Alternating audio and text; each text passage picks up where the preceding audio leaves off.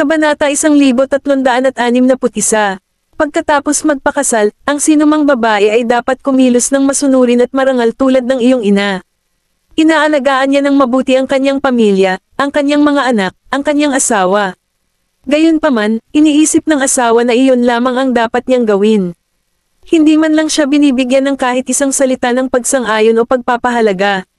Dapat alam mo ito ang sarili mo. Hindi kailanman nang ahas ang iyong ina na sumalungat sa kalooban ng aking ama. Nakaparada ang sasakyan sa labas ng apartment. Kinalas ni Lucy ang seatbelt niya pero hindi siya bumaba ng kotse. Sa halip, lumingon siya para tingnan si Elaine. So, dahil ba dito kaya ayaw mo sa nanay ko? Tahimik na hinintay ni Lucy ang kanyang sagot. Sumandal si Elaine sa likod ng upuan. Hindi ko lang matiis ang nahihirapang hitsura at pagmamakaawa ng nanay mo. Ibinaba ni Lucy ang tingin at walang sinabi.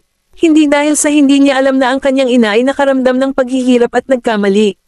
Matapos magpakasal sa mga Xaviers, hindi na siya maaaring makisali sa propesyon na gusto niya. Gusto ni Edward na maging housewife siya at pinakiusapan pa siyang putulin ang ugnayan sa sarili niyang social circles. Lagi namang sinasabi ng kanyang ina na ang kasal nila ni Edward ang pangalawang kasal niya, kaya hindi siya karapat-dapat para kay Edward, ay nagpakasal siya ng may malaki ng anak. Si Edward ay isang matagumpay na negosyante, at ang reputasyon ng isang lalaki ay palaging mahalaga sa labas ng mundo. Kaya, hiniling niya sa kanya na putulin ang mga ugnayan sa kanyang sariling mga lupon ng lipunan dahil lamang ayaw niya ang kanyang pagkakakilanlan ay maging kahihiyan sa reputasyon ng mga Xaviers. Sa madaling salita, ang kanyang ina ay nag-asawang muli para lang maging yaya ng mga Xaviers. Hindi lang niya kailangang unahin ang kanyang asawa sa lahat ng aspeto ng buhay, kundi pinagbawalan din siya sa pagkakaroon ng sariling kaisipan. Minsan ay tinanong ni Lucy ang kanyang ina kung pinagsisisihan niya ang desisyon, ngunit hindi siya sumagot. Sa katunayan, sa palagay ko, pinagsisisihan din niya iyon, pero pinili niya iyon, kaya ano pa ang silbi ng pagsisisi niya? Habang pinagmamasdan si Elaine na nagmamaneho papalayo, tumayo sandali si Lucy sa baba bago tumalikod at pumasok sa apartment. Sa oras na iyon, sa Seoul, nakuha ni Maisie ang impormasyon ni Elaine. Tunay ngang pareho ang kurso nila Nolan at Elaine sa kolehiyo, at nag-aral din siya ng computing science. Siya ay lumikha ng kalahati ng mga code ng data ng BioNTech Corporation. Hindi lamang siya anak ng may-ari ng BioNTech Corporation kundi siya rin ang Deputy Director ng ang IT Department. Binaligtad ni Maisie ang mga dokumento at ngumiti. Ang babaeng ito ay lubos na may kakayahan. No wonder she would say those words nang pumunta sila kay Nolan na naghahanap ng collaboration. Kahit si Nolan ay majored sa pananalapi, siya rin ay majored sa computing science. Panipi, ang kanyang kumpanya ay may-ari ng maraming natatanging kumpanya ng teknolohiya, at karamihan sa kanila ay mahusay sa overseas e-commerce at esports. So, malamang naisip din ito ni Elaine nung pumunta siya kay Nolan. Nakangiti na sabi ni Quincy, Mrs. Goldman, naibigay ko na po ang impormasyon, pwede na ba akong umalis ngayon? Hinihintay ako ni Mr. Goldman na bumalik. Kumaway si Maisie, at agad umalis si Quincy. Sinuportahan ni Maisie ang noo ng isang kamay at bahagyang tiningnan ang impormasyon sa mesa. Hindi inaasahan, nabigo si Elaine na makuha ang shares ng BioNTech Corporation. Si Elaine ay nag-iisang anak ni Mr. Xavier, at dapat siya ang magmana ng BioNTech Corporation sa hinaharap, ngunit ipinamahagi ni Mr. Xavier ang kanyang shares sa ilan sa mga shareholders na namamahala. Walang nakuha si Elaine na nararapat sa kanya. Yung parang si Elaine ay nagtatrabaho lang sa BioNTech Corporation. Si Mr. Xavier ay aktwal na papalapit na sa edad ng pagre-retiro, hindi sa banggitin na ang kanyang anak na babae ay may kakayahan. May kumatok sa pinto, at si Seiday ang nagbukas ng pinto at pumasok. Ma'am, nagpunta na po ako sa BioNTech Corporation. Tumingin sa kanya si Maisie. Kumusta naman ang nangyari? Sagot ni Seiday, walang koneksyon si Miss Xavier sa Board of Directors. Ang mga empleyado sa kanilang kumpanya ay sinabi sa akin na sa Mr. Xavier ay mas gustong linangin ang tagalabas sa halip ng ibigay ang pagkakataon kay Miss Xavier. Gayon din, si Miss Xavier ang pangunahing tagapag-ambag pagdating sa disenyo ng contact software, ngunit ang nakakakuha ng credit ng pag-unlad ng software ay ang direktor ng IT Department, at hindi sa kanya. Kabanata 1362. Natigilan si Maisie. Masama ba ang relasyon nila ni Edward bilang ama at anak?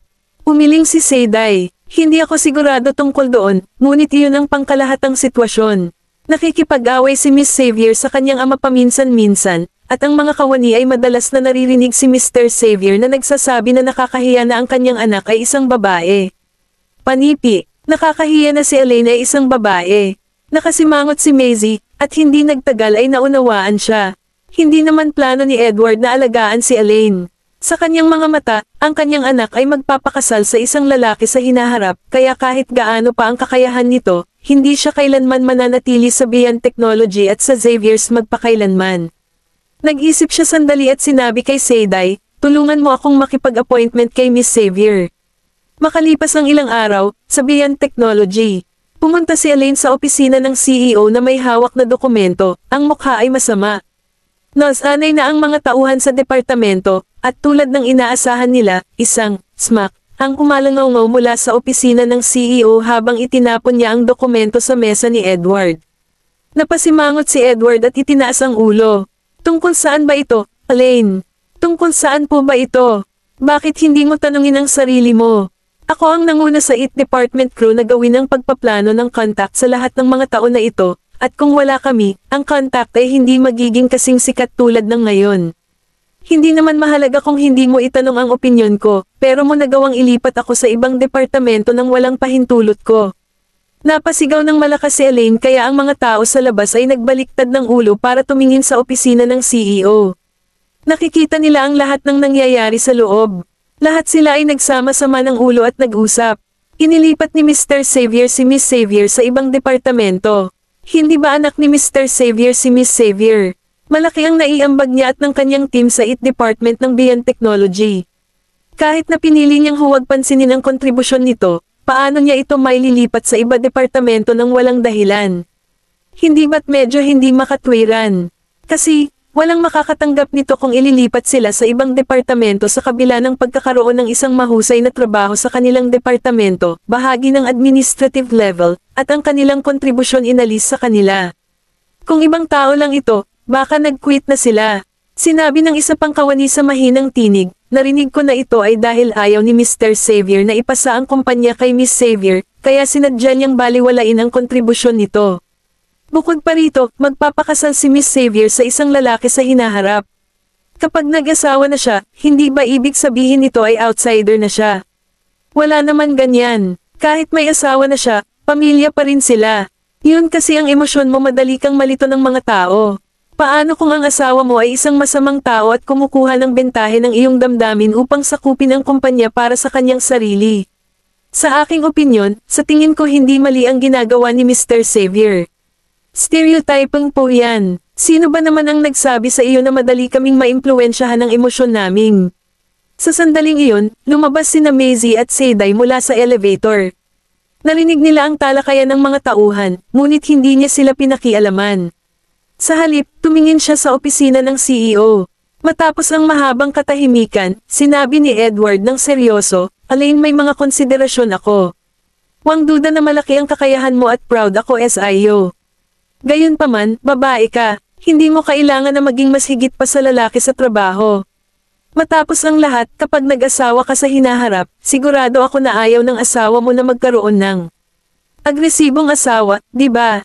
Hindi alam ni Elaine kung dapat ba siyang tumawa o magalit ngayon. Ganito ba ang tingin mo sa akin, Dad? Dahil hindi ako lalaki, kaya hindi ko deserve na makuha ang gusto ko, di ba? Naging mahigpit ang mukha ni Edward nang sabihin niyang, okay, Elaine. Tigilan na natin ang pagtatalo sa isang bagay na walang silbi tulad nito. Naaawa talaga ako sa asawa mo ngayon. Elaine, hinampis ni Edward ang desk at sumigaw, sabi ko tumigil ka na. Kabanata 1363. Hindi pinansin ni Elaine ang galit niya at nagpatuloy. Dad, galit ako sa pagiging makasarili mo, at mas lalo kong kinamumuhian ang toxic masculinity mo. Tama ang ginawang desisyon ng nanay ko nang iniwan ka niya. Kinuha niya ang ID card niya at itinapon sa sahig. Mababa ang tingin mo sa akin dahil lang sa babae ako, di ba? Kung gayon, ayoko na. Ipapakita ko sa iyo na mas magaling pa ako kaysa sa ibang lalaki. Hindi na hinintay ang sasabihin ni Edward, hinailan niya ang pinto at lumabas. Itinaas niya ang ulo at nakita si Maisie. Sandali siyang natigilan at sinabing, kung hinahanap mo ang aking ama, nasa loob siya. Ngumiti si Maisie at sinabing, narito ako para hanapin ka. Natigilan si Elaine. Dinala ni Elaine si Maisie sa isang maliit na restaurant na hindi kalayuan sa Beyond Technology. Bagamat hindi kasing klase at komportable ang restaurant na ito tulad ng mga upscale restaurant na iyon, paborito ni ito. Kumuha siya ng 2 bote ng beer sa ref, binuksan ang isa, at ibinuhos ito sa kanyang baso. Since pinapili mo ako ng lugar, ito ang pinili ko. Sigurado akong wala kang pakialam, di ba? Panipi. Umupo si Maisie sa harap niya at sinabing, hindi ako kasing prissy gaya ng tingin mo sa akin, Miss Xavier. Kasi nga, dati na siyang kumakain sa mga kainan sa food court. Dinampot ni Elaine ang malaking baso ng beer at inubos ito, laking gulat ni Maisie. Matapos maubos ang kanyang beer, ibinaba niya ang walang laman na baso at nagtanong, may maitutulong ba ako sa iyo, Mrs. Goldman? Noong una, pinakiusapan ko ang assistant ko na makipag-appointment sa iyo, pero naisip ko na dapat akong pumunta at makita ka ng personal, sabi ni Maisie habang pinagsasalan ang sarili ng isang basong beer. Matagal na rin kasi akong hindi nakaupo sa ganitong nakaka-relax na lugar para uminom ng beer, at isang karangalan ang magkaroon ng ilang inumin kasama mo ngayon, Miss Xavier. Natulala si Elaine at nagulat na tumingin kay Maisie. Ibinulsa ni Maisie ang beer sa kanyang baso at nagbuntong hininga. Pagkatapos, natawa siya, walang mas nakaka-relax kaysa sa pagkakaroon ng isang malaking baso ng beer. Matapos ihain ng waiter ang kanilang pinggan, nag-toast sila Elaine at Maisie ng kanilang mga baso. Hindi maganda ang mood ni Elaine sa simula, at matapos uminom ng ilang basong beer, nalasing siya. Hindi ko gusto ang tatay ko. Lagi na lang niya akong hinahamak dahil babae ako. Sabi niya na ang mga babae ay hindi na kailangan magsikap sa trabaho namin since mag-aasawa pa rin kami. Dapat sa bahay na lang tayo para alagaan ang mga bata at ang mga magulang natin. Nakinig lang si Maisie sa kanyang mga hinaing na walang sinasabing kapalit. Nanatiling nakayuko si Elaine, at may pagkadismaya ang pagkakasulat ng mukha. Nang makita ko ang mga magulang ko na nag-aaway noong bata pa ako, hindi ko na mahintay na magdiborsyo sila. Ang tatay ko ay laging nagreklamo na hindi maganda ang kalagayan ng nanay ko dito at doon. Noong gustong lumabas ng nanay ko para magtrabaho, pinuna siya ng tatay ko dahil hindi niya inaalagaan ang pamilya. Kapag bumili ng damit ang nanay ko na nagustuhan niya sa perang naipon niya, sabi ng tatay ko spendthrift daw siya at na hindi siya kumilos na parang mabuting ina at asawa. Kahit nung gusto ng mami ko na magdiborsyo since hindi na niya kayang kunin ng tatay ko, wala siyang binigay na kahit isang sentimo. Hindi akalain ng mami ko na mabibigyan niya ako ng magandang buhay, kaya pinasunod niya ako sa aking ama. Gayunpaman, dahil babae ako, bihira akong alagaan ng tatay ko. Kahit gusto kong bumili ng laruan, siya ay magsasabi na hindi ko kailangan ito dahil babae ako. Gusto niyang mag-focus ako sa mga schoolwork ko para makapasok ako isang magandang kolehiyo at mag-asawa ng mabuting asawa pagkatapos ng pag-aaral. Pagkatapos niyang magsalita, natawa siya sa sarili. Kung ang bawat lalaki ay katulad ng tatay ko, bakit naman ako magpapakasal? Bakit ko ilalagay ang sarili ko sa ganoong mababang posisyon? Bakit ako ang magiging kasambahay, tiisin ang lahat ng hindi makatarungang paggamot, at kailangang mamalamos para sa aking asawa para makabili ng gusto ko since wala naman akong source of income. Gusto ko lang malaman na ano ang iniisip ng mga lalaki na kaya nilang gawin ang mga bagay na iyon sa atin. Dahil lang ba sa baby making tool tayo na binili nila ng bride price? Dahil lang ba sa nagtatrabaho sila ng mabuti para masuportahan ang pamilya, kaya walang halaga ang kontribusyon natin sa pamilya sa kanilang paningin? Kabanata 1364. Itinaas ni Maisie ang talukap ng mata upang tingnan si Elaine. Ang kasal ay isang bagay na mahirap intindihin. Lahat ng tao ay may kani-kanyang mga paghihirap. Ang mga babae ay maaaring unawain ang mga paghihirap ng mga lalaki, ngunit hindi lahat ng lalaki ay maaaring maunawaan ang mga paghihirap ng mga kababaihan. Hindi ka pa kasal, kaya maaari mong piliin ang anumang buhay na gusto mo nang hindi kailangang mag-isip sa anano ng iba, di ba? Natigilan sandali si Elaine. Ibinaba niya ang ulo at tumawa. Tama ka. Medyo maaga pa lang para problemayan ko ang sarili ko sa ganito. Ang buhay ay mahaba. Marami pa ring makabuluhang bagay na dapat gawin bukod sa pagpapakasal. Sigurado ka bang gusto mong iwanan ang Beyond Technology? Tanong ni Maisie. Tumango lang siya. Oo, gusto kong patunayan sa tatay ko na hindi ako mas mababa sa kahit sinong lalaki. Ngumiti si Maisie at hindi na nagsalita. Si Elaine ay isang independent woman na alam ang gusto niya. Medyo may pagkakahawig siya kay Madam Nira. Pinili niya ang gusto niyang magkaroon sa sarili niyang buhay. Lahat ay may karapatang pumili kung anong uri ng pamumuhay ang gusto nila. Ang ilan ay pinili ang pag-ibig at pamilya, habang ang iba ay pinili ang karera at kalayaan. Kahit anong klaseng buhay ang piliin ng isa, basta hindi ito isang bagay na immoral at hindi tumawid sa ibabaw ng linya, kapuri-puri ito. Umupo si Maisie sa likod at hinagod ang kanyang mga templo nang pabalik na sila. Sobrang beer ang nainom niya at pakiramdam niya ay lumalangoy ang ulo niya ngayon. Naamoy ni Seyday ang alak at sinabing, "Miss, dapat ba kitang pauwiin agad?" Ibinuka ni Maisie ang kanyang mga mata at sinabing, "Dalhin mo ako sa Black Gold." Pagdating nila sa Black Gold, sumakay ng elevator si Maisie at dumiretso sa administrative opisina. Ang mga receptionist ay abala sa paggawa ng kanyang sariling mga bagay nang ang isang figure na langgaw ng alak ay biglang lumagpas sa kanilang pangitain. Pareho silang napatingin kay Maisie na papunta sa administrative office na may gulat na ekspresyon sa mukha nila. Hindi ba? Lasing ba si Mrs. Goldman? Wala si Nolan sa opisina. Umupo si Maisie sa sofa, hinihintay si Nolan habang dahan-dahan itong nahulog sa pagkakatulog. Hindi alam ni Maisie kung gaano katagal na siyang natutulog. Medyo uminit ang pakiramdam niya. Parang may hurno sa tabi niya. She nudged that thing with her head. And suddenly, she cracked her eyes open. Katabi niya si Nolan. Kahit buong hapon na siyang tinulugan ng babae, ni minsan ay hindi niya pinalitan ang kanyang posisyon, sapagkat nag-aalala siya na baka magising niya ito. Maging siya mismo ay nakatulog na. Napatingin si Maisie sa mukha ng lalaking katabi niya at natawa. Nang tumangala siya para halikan ang pisngi nito, binaling nito ang ulo, at nahalikan niya ang labi nito sa halip. Niyakap siya ni Nolan at sinabing, "Nahimasmasan ka na ba?" She replied embarrassingly, "I guess so." Kinarga siya ni Nolan at inilagay sa kanyang mga hita. Kinagat niya ang leeg nito at sinabing, "Sobrang beer ang nainom mo sa umaga at natulog ka sa opisina ko. Ano ang iniisip mo, Zay?" Napailing si Maisie at hinawakan ang ulo ni Nolan. "Hindi naman ako lasing. Ilang baso lang ng beer ang ininom ko. Pumunta ako sa opisina mo dahil gusto kitang makita." Natawa siya, at sa sumunod na segundo, bigla niyang sinabi sa seryosong tinig, "Pumunta ka dito para matulog. Dahil gusto mo akong makita." Napatulala si Maisie at maliit ang boses. "Naghihintay ako sa iyo hanggang sa makatulog ako."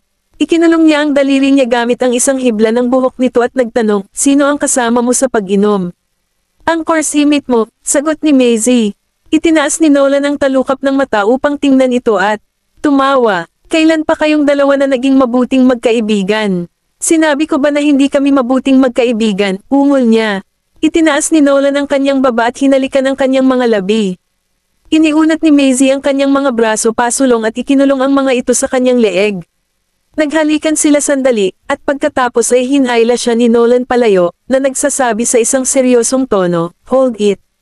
Nasa loob na tayo ng opisina." Kabanata 1365. Natigilan si Maisie. "Nagbibiro ka, di ba?" Ngumiti si Nolan sa kanya at sumagot, "Alam kong hindi ka na makapaghintay pa, pero kailangan ko pa ring magtrabaho. Kaya, hintayin natin hanggang sa makauwi tayo, okay?" Sobrang inis ni Maisie na nabuhol ang dila, at namumula ang mukha sa hiya. Sa Lakeview apartment, katatapos lang magluto ng hapunan ni Lucy nang may marinig siyang kumakatok sa pinto. Hindi niya alam kung sino iyon, kaya pumunta siya para buksan ang pinto. Natigilan siya nang makita si Elaine nakatayo sa harap ng pinto dala ang kanyang mga bagahe. "What on earth is?" Dumiretso si Elaine sa kanyang apartment at sinabing, "Kailangan kong manatili dito pansamantala." Isinara ni Lucy ang pinto at tiningnan siya. "Seryoso ka ba? Mayroon kang isang malaking villa ngunit gusto mong sumiksik sa akin sa isang maliit na apartment." "I have fallen out with my dad," sagot ni Elaine habang nakahawak ang mga braso sa harap ng dibdib. "Kahit hindi tayo magkadugo, ako pa rin ang ate mo. Bakit hindi ako pwedeng manatili dito sa tabi mo?" Hindi naman nagsalita si Lucy bilang kapalit. Sa totoo lang, medyo nagulat siya na si Elaine ay umalis sa tatay niya. Nung kumakain sila, sinabi ni Elaine sa kanya na dahil daw sa mga nangyari sa kumpanya kaya siya umalis sa kanyang ama. Tinanong niya, "Hindi ka na ba babalik?" "Hindi," sagot ni Elaine. "Aalis ako dito kapag mayroon na akong bagong trabaho." Hindi na nagsalita pa si Lucy. Sa susunod na umaga, nagising si Lucy, pero tulog pa rin si Elaine. Nag-iwan siya ng susi para sa kanya at pumasok sa trabaho. Biglang tinawagan siya ng kanyang ina at tinanong kung nakita niya ba si Elaine o hindi. Sagot ni Lucy, kasama ko siya dito. Lucy, kailangan mong hikayatin si Elaine na umuwi. Dapat niyang sikaping maunawaan ang kanyang ama. Ginagawa niya ang lahat para sa kanyang sariling kabutihan. Ma, hindi naman sa ayaw ko siyang hikayatin. Kaya lang walang makakapilit sa kanya na gawin ang anumang bagay na ayaw niyang gawin. Alam ni Eli ang ginagawa niya, putol si Lucy sa kanyang ina. Matapos pakinggan ang sinabi ni Lucy, binaba ni Jenna ang telepono. Ibinaba ni Lucy ang kanyang ulo upang tingnan ang kanyang telepono at naglabas ng isang buntong hininga. Sa mata ng kanyang mga magulang, pareho sila ni Elaine na spoiled at determinadong bata, pero matatanda na sila. May sarili silang mga saloobin, maaari silang gumawa ng kanilang sariling mga paghatol, at mayroon silang sariling buhay. Nang lumabas sa isip niya ang naisip, tila mas naiintindihan niya si Elaine. Gusto lang ni Elaine na maintindihan at suportahan ng tatay niya ang mga desisyon niya. At Morwitch's Maple Lane, binubuklat ni Pearl ang photobook ng larawan ng paglaki ng kanyang anak. Isang mainit na pakiramdam ang pumuno sa kanyang puso nang makita ang ngiti sa mukha ng anak. Initulak ni Kamala papasok ang pinto at pumasok. Pearl, itinaas niya ang ulo at sinara ang photobook. Ano po ba ang problema, ma? Umupo si Kamala sa tabi niya at inilapat ang kamay sa likod nito. Ever since dumating si Tanner, sobrang bilib na si Noah sa kanya. Siya ay nasa Morwich sa loob ng ilang panahon, at nakikita ko na gusto niya ang bata. Matanda na kami at nag-aalala na baka walang mag-alaga sa inyong dalawa kapag wala na kami. Bukod pa rito, napakabata pa ni Noah. Ma, tigilan mo na ang paligoy-ligoy pa. Alam ni Pearl na may ipinahihiwatig ang kanyang ina. Kaya lang ayaw niyang masaktan siyang muli, kaya hindi niya sinabi ito ng malinaw. Ibinaba ni Kamala ang ulo, at naging seryoso ang mukha. Ayoko rin naman gawin ito. Ayaw ko na magkaroon ka ng anumang relasyon kay Tanner, ngunit pagkatapos makita ang interaction between Noah and Tanner, nagbago ang isip ko. Maaalagaan ni Tanner ng husto. Ang bata, at nasanay na si Noah sa kanya bilang ama niya. Kung maghihiwalay kayong dalawa, mawawala kay Noah ang kanyang ina o ama, na makakasama sa kanyang pag-unlad. Karamihan sa mga anak ng mga pamilyang may isang magulang ay mapanghimagsik, at iilan lamang ang magiging mas matured. 2 years old pa lang si Noah, at may kakayahan na ang mga bata sa edad niya na makilala ang mga tao. Matatandaan niya kung gaano kabuti si Tanner sa kanya, at kapag nabuo na ang mga alaala, hindi na niya makakalimutan si Tanner ng ganoon kadali sa hinaharap. Kabanata 1366. Ibinaba ni Pearl ang ulo at hindi na nagsalita. Ipinatong ni Kamala ang kamay sa balikat niya. Pearl, alam kong naagrabyado ko, pero ang nakaraan ay nasa nakaraan na, at kailangan nating lumipat pasulong. Dapat isipin mo ang anak mo. Tumango si Pearl, saka sumagot, alam ko. Si Tanner ay bumalik lamang kasama ang kanilang anak ng hapon. Masayang tumakbo si Noah papunta kay Kamala na may hawak na laruan. Lola, laruan ni Daddy. Hinawakan ni Kamala ang kanyang buhok at ngumiti. Gusto mo ba? Tumango si Noah at nagpatuloy sa paglalaro ng larwang eroplano. Opo, ayaw ni Kamala na makagambala sa kaligayahan ng kanyang apo. Lumapit sa kanya si Tanner. Nasaan na si Pearl, ma'am? Walang kinikilingan na sagot niya, sa silid. Lumapit si Tanner sa kanyang silid at binuksan ang pinto. Nakita niya si Pearl na nakatayo sa harap ng bintana, ang pink na kurtina ay tumatakip sa katawan nito. Mukhang lumulutang siya sa tabi ng bintana, biglang nawala sa harap ng mga mata nito. Sumakit ng husto ang puso niya, at bigla siyang tumakbo para yakapin ito. Nabigla si Pearl. Ano ba ang ginagawa mo? Ako, akala ko ay kumalma si Tanner at napansin niyang mahigpit siyang niyakap. Sorry, nag-aalala lang ako na ginawa mo, ang ginawa mo 3 years ago. Nagulat si Pearl at naramdaman niya ang pagyanig nito habang nakayakap ito sa kanya. Tumibok ang puso niya, at isang luha ang gamulong sa pisngi niya at sinunog siya, pero sigurado siya na hindi iyon ang kanyang luha. Itinaas ng babae ang kamay at hinawakan ang mukha nito. Natigilan si Tanner pero binawi ang mga braso at iniwasan ang tingin nito. Bakit ka nakatayo sa tabi ng bintana? Hindi siya sumagot. Tanner, ikaw, akala mo ba tatalon ako? Hindi na siya nag-reply. Pinagdikit ni Pearl ang kanyang mga labi, na natili pa rin ang basa sa pisngi niya. Maaaring umiyak si Tanner. Tumalikod siya at lumapit sa bintana. Inililipat ko lang ang pugad dito. Bumagsak ito at umuulan nitong mga nakaraang araw. Natakot ako na hindi na mahanap ng inang ibon ang pugad niya pagbalik niya. Napahinto si Tanner at kumalma habang nakikinig sa paliwanag nito. Lumapit siya kay Pearl at sumilip sa labas. Nasaan ang pugad? Tinuro ni Pearl. Nakadikit sa sanga. Hindi naman malayo ang puno sa bintana. Itinaas ni Tanner ang manggas para lumabas, pero agad siyang hinawakan ni Pearl. Mag-ingat ka. Muling tumingin si Tanner sa kanya, pero umiwas siya ng tingin at hindi niya nakitang nakangiti ito.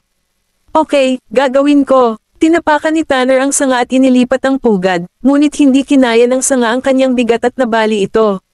Tanner, sigaw ni Pearl. Mabuti na lang at agad na tumalon si Tanner pabalik sa balkonahe at nagawa niyang protektahan ang pugad nang siya nakalapag.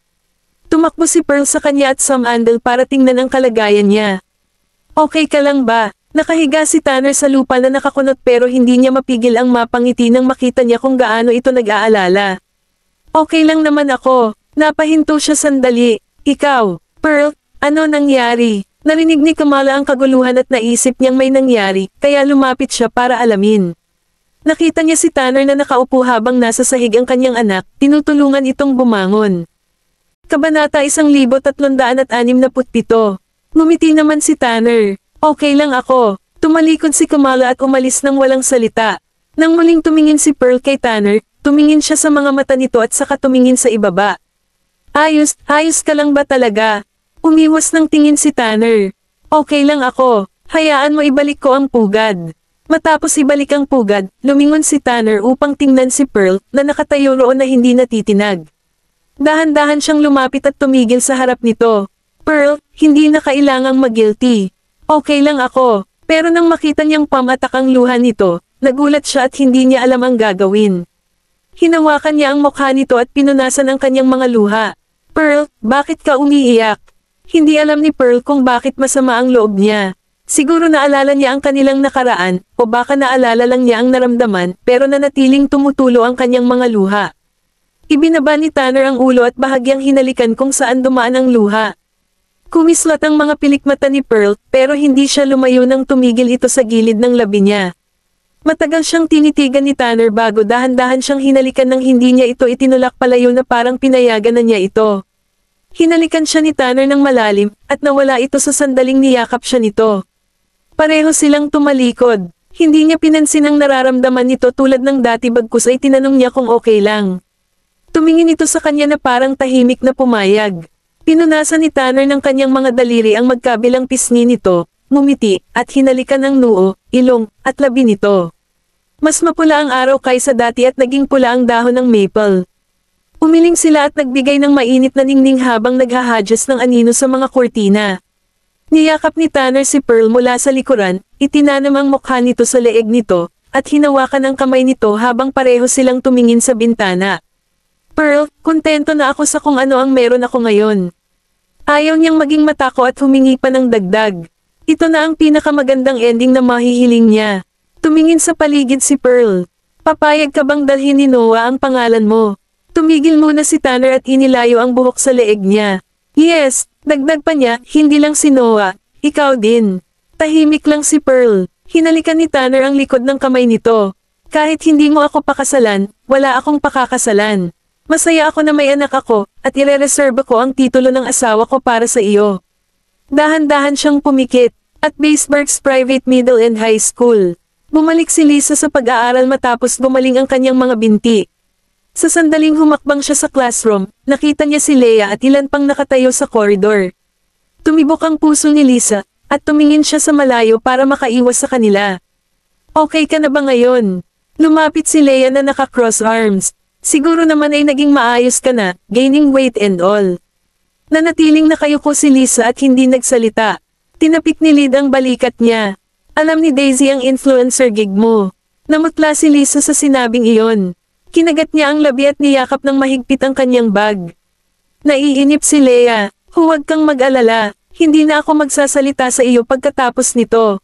Gusto ko lang sabihin sa iyo. Sumandal siya malapit sa tenga ni Lisa at mamulong. Ang manok ay laging manok kahit gaano man katagal nitong kasama ang Phoenix. Lumayo si Leia kasama ang iba. Naiwan si Lisa na nagyelo sa lugar na naluluha.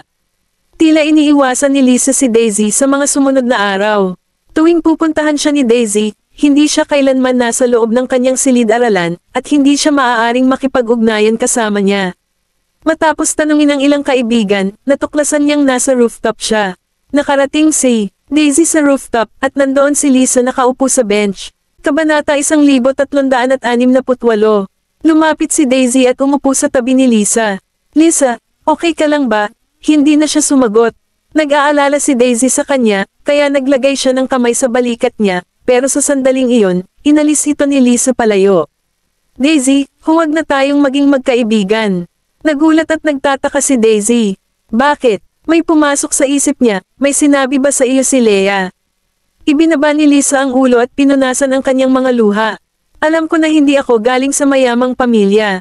Wala maibibigay ang aking mga magulang sa akin maliban sa mga bayarin para sa paaralan. Gusto ko lang ng mga kaibigan. Bakit? Bakit kailangan nilang sabihin yun tungkol sa akin? Dahan-dahan na lumakad si Daisy sa harap niya at lumuhad. Lisa, huwag mong pansinin at isipin ang mga sinasabi nila. Alam mo na mahilig si Leah sa pagmamanipula ng mga tao. Ikaw lang ang nakikita ko bilang kaibigan ko. Nang makitang umiiyak pa rin si Lisa, tumayo si Daisy dahil galit na galit siya. Kakausapin ko si Leah. Huwag, hinawakan siya ni Lisa. Please, Daisy, walang saysay. Sa tingin mo ba ititigil siya sa pag-target sa akin kung kakausapin mo siya? Tumigil muna si Daisy dahil may sense siya. Binalaan na niya si Leah na huwag bulihin si Lisa, pero hindi siya kailanman nakinig. Daisy, kung kaibigan ang tingin mo sa akin, dapat lumayo tayo sa isa't isa sa paaralan para sa sarili kong kabutihan. Tumayo si Lisa at umalis na namamaga ang mga mata. Tumayo si Daisy sa lugar. Hindi niya inakala na mangyayari ito. Sa gabi, sa Goldman Mansion. Hindi na nag-dinner si Daisy. Nagtago siya sa ilalim ng kumot at umiyak ng umiyak pagkabalik mula sa paaralan. Nang dalhin ni Maisie ang kanyang pagkain sa kanyang silid, inilagay niya ang kanyang mga cutlery sa mesa at hinayla ang kanyang kumot. Daisy, wala kang lakas umiyak kung hindi ka kakain. Maaari mong ipagpatuloy ang pag-iyak pagkatapos mong kumain. Lumipat si Daisy sa gilid ng kama, pautang. Ma, gusto lang po ni Lisa na makipagkaibigan sa akin. Bakit kailangan pa nila siyang bastyusin? Nabalitaan na ni Maisie ang buong sitwasyon mula kay Colton, kaya umupo siya sa tabi nito. Daisy, lahat ng tao ay may kanya-kanyang advantages at flaws. Walang sino man sa mundong ito ang minamahal ng lahat. Kung may mga taong gusto siya, may mga hindi. Napatingin si Daisy kay Maisie. Ma, hindi ko magets. Hinawakan ni Maisie ang buhok niya at napakunot. Daisy, na-spoiled ka talaga ng tatay mo, ni Waylon, at ng lolo. Tandaan mo, walang paraan para mabili mo ang pagkakaibigan. Ang tunay na kaibigan ay hindi magnanais ng anumang bagay mula sa iyo. Dapat magtulungan ang mga magkaibigan. Ang mga mamahaling regalo at magagandang damit na ibinigay ni Waylon at ng iyong lolo ay hindi dapat ibigay sa iba. Kung gusto mo siyang bigyan ng regalo, kailangan mong pagtrabahuhan ito. Kung hindi niya ito tatanggapin, hindi mo maaaring igiit, dahil baka isipin ng mga tao na ito ay limos at mababa ang tingin mo sa kaibigan mo. Nagsimulang mag-alala si Daisy. Hindi ko siya hinahamak. Walang magawa si Maisie. Hindi ko naman sinabing ginawa mo yan, pero isipin mo. Kung hindi mo patuloy na ibinigay ang lahat ng mga reg along iyon sa kanya nang hindi iniisip kung gusto niya talaga ang mga ito, hindi iisipin ng mga tao na naging kaibigan mo lang si Lisa para makakuha ng mga regalo sa iyo. Alam ko na gusto mo siyang tulungan, ngunit ang iyong kabaitan ay nagamit sa maling paraan, at ito ang iyong pagkakamali. Kabanata 1369. Masyadong protektado si Daisy at hindi niya maintindihan kung paano gumagana ang mundo. Gusto niyang ibigay kay Lisa ang pinakamagandang regalo dahil gusto niyang maging confident ito, pero ang confidence ay hindi mapapalakas ng material na bagay. Hindi naman ipinanganak na ganid ang mga tao. Kung nakuha nila ang mga bagay na gusto nila nang hindi madalas pinaghihirapan, iyon na ang simula ng pagiging ganid. Kaya, walang muwang si Daisy. Ano po ba ang dapat kong gawin? Biglang napagtanto ni Daisy na isang matinding pasanin ang ibinigay niya kay Lisa. Ngumiti si Maisie at tumayo. Magbago ka na bago pa mahuli ang lahat. Sa kabilang banda, sa suburbs, naggalagala si Lisa at nakauwi lang ng gabi na. Bumukas ang pinto nang ilagay niya ang kanyang susi sa lock ng pinto. Nagtataka siyang binuksan ang pinto at pumasok. Itay, nanay, nakauwi na ako. Hinubad niya ang sapatos at sumigaw, pero walang sagot. Pumasok siya at inilagay ang kanyang bag sa sopa.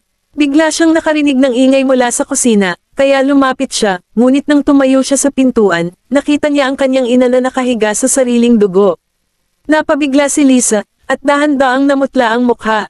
Inay! Pagdating ng ambulansya, lumapit ang mga kapitbahay at nanood habang inilalagay ng mga paramedic ang kanyang ina sa likod habang si Mr. Fraser ay nagmamadaling umuwi. Hindi sila maswerte sa pagkakaroon ng parentadong anak. Eksakto! Hindi na nga sila binibigyan ng pera ng kanilang anak, nakuha pa nitong kitilin ang kanyang buhay. Kaya nga nakita ko na tumakbo ang bata pagkatapos ng pagtatalo. Iyon ay tulad ng isang kakilakilabot na bagay na nangyari. Panipi, hindi pinayagan ni Mr. Fraser na sumunod si Lisa dahil may pasok ito bukas at sinabihang maghintay sa bahay. Tumayo si Lisa at nakinig sa talakayan ng kanyang kapitbahay, malungkot ang kanyang ekspresyon habang pinagmamasdan ng ambulansya palayo. Pagkatapos ay umupo siya sa sofa sa walang laman na sala at nakatitig sa larawan ng pamilya sa tabi ng telebisyon. Kasama ang kapatid niya. Gayunpaman, dahan-dahan na nagsimulang magbago ang kanyang kapatid noong siya ay nasa elementarya. Hindi na niya ito inalagaan at nagsimula na siyang mawalan ng pagninilay at walang ginawa buong araw. Bakit kailangan niyang pagdaanan ang lahat ng ito? Bakit kailangan niyang magdusa? Bakit? Hindi ba pwedeng mas magsikap ka na lang? Huwag mo akong guguluhin. Alam kong mayaman ang kaibigan mo. Ang mga ito ay galing sa kanya, di ba? Ang manok ay laging magiging manok kahit na ito ay nakasabit sa isang phoenix. Sino kaya ang masisisi mo sa kasawian mo? Sisihin mo na ang maliit na si Miss Goldman. Siya ay magkakaroon ng iba pang mga kaibigan kahit mamatay ka, pero ikaw lang ang magiging kaibigan na iniwan niya. Ang mga kamay ni Lisa na nasa kanyang kandangan ay nakakuyom sa mga kamao. Tumunog pa rin sa tenga niya ang mga masasakit na salita at inaatake siya. Tinatakpan niya ang kanyang mga tenga, ngunit nagpatuloy ito ng nagpatuloy. Isang linggong nagpahinga si Lisa sa school, pero walang nakakaalam kung bakit. Umupo si Daisy sa classroom at gumagawa ng kanyang homework nang marinig niya ang ilang kaklase na nagtatalakay. Si Lisa ba yung sa ibang klase? Tumigil sandali ang kamay ni Daisy, at dahan-dahan siyang tumingin. Nagpatuloy ang boses sa likod niya. Oo, narinig ko na pumanaw na ang kanyang ina. Nakakalungkot naman yan. Napalingon si Daisy para tingnan sila, napagtanto nila na matalik na magkaibigan sina Daisy at Lisa, kaya naghiwa-hiwalay sila at tumigil sa pag-uusap. Pagkatapos ng klase, pumunta si Daisy upang makipag-usap sa isang guro mula sa kabilang klase at nagtanong tungkol kay Lisa. Alam ng guro na malapit sila, kaya sinabi niya. Sa kanya, ang kanyang ina ay pumanaw, at siya ay kumuha ng ilang pagliban sa school. Kabanata 1370. Nagulat si Daisy. Tahimik siyang nagpasalamat sa guro at umalis. Sa suburbs, kinolekta ng ama ni Lisa ang mga gamit ng kanyang asawa at nagsimulang mag-init nang makita ang larawan ng kanilang pamilya. Si Lisa, na nakita ang lahat, ay hinawakan ng kanyang kamao, tumalikod, at naglakad patungo sa kanyang silid na walang pagpapahayag. Inilabas niya ang lahat ng ibinigay sa kanya ni Daisy, inilagay ang mga ito sa kanyang backpack, at lumabas kasama nito. May cyber cafe sa dulo ng kalye, at alam niya na ang kapatid niyang si Evan at hanggang nito ay magtampo doon. Alam din niya na may boss, si Evan doon na Ivanka, ang tawag ng mga lalaki. Si Ivanka ang may-ari ng cyber cafe, pero mukhang marami siyang pera. Ang pulang sports car na laging nakaparada sa labas ay pag-aari niya. Pumasok si Lisa sa shop at pumunta sa cashier. May sandwich ang keeper habang naglalaro at hindi siya napansin. Nagdalawang isip si Lisa bago nagsalita. Nandito ba si Ivanka? Siya. Tumangala ang lalaki at nakita na babae lang ito na mukhang underage, kaya ibinaba niya ang kanyang sandwich. Kilala mo ba ang boss namin? Sino ka ba? Ako ay kapatid ni Evan Fraser. Kailangan ko siyang kausapin. Walang paraan na hindi kilala ng lalaking iyon si Evan dahil madalas siyang naroon at nagtatrabaho para kay Ivanka. Nang marinig niyang kapatid niya ito, tumayo siya.